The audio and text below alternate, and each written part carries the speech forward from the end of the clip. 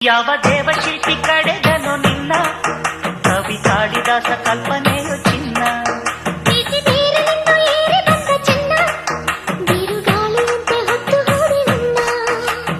ಊರ್ವಶಿಯ ತಂಗಿಯೋ ಮಾತನಾಡೋ ಗಿಳೆಯೋ